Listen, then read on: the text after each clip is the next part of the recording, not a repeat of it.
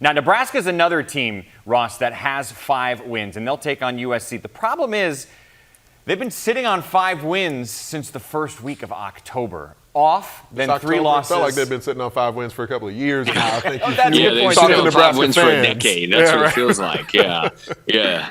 It absolutely. They can't get over that hump, guys. It seems like. I think it's like 3 or 4 times really in the last 7 years they've been so close to that bowl eligibility. So they're on this, I think it's a 7-game slide since 2016 without a bowl, and they don't handle those things well in Huskerville, and it looked like they were going to get that right. That 6th win, as you mentioned, Mike, 5-1 now for a month in 3 straight losses. So second year with Matt Rule, it felt like, and all if you look back on Matt Rule's tenures at other places, he's had big year 2s, and this felt like the defense was back.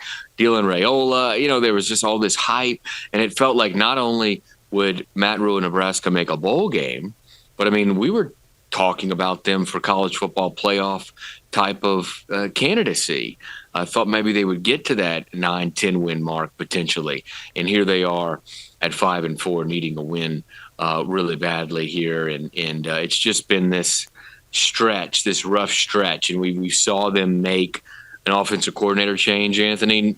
Nebraska hadn't scored 20 points in a game since September 28th. It's been 6 weeks since they've scored at least 20 points in a football game. They make the offensive coordinator change.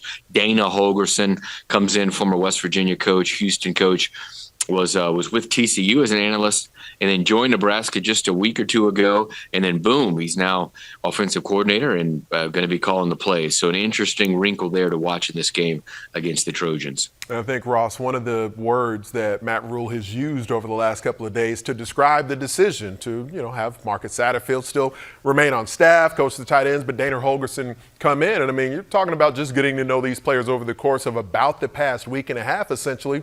A bold move is one word that Matt Rule used to describe how this could end up being viewed.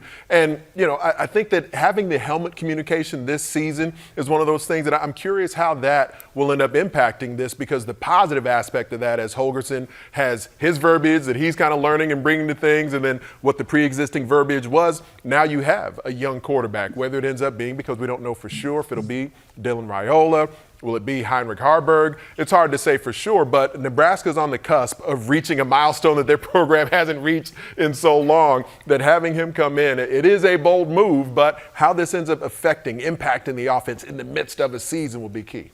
Again, start 5-1, have an off week, lose 3 games, have another off week, but 3 more games still to come for them, and that first one comes this week against USC.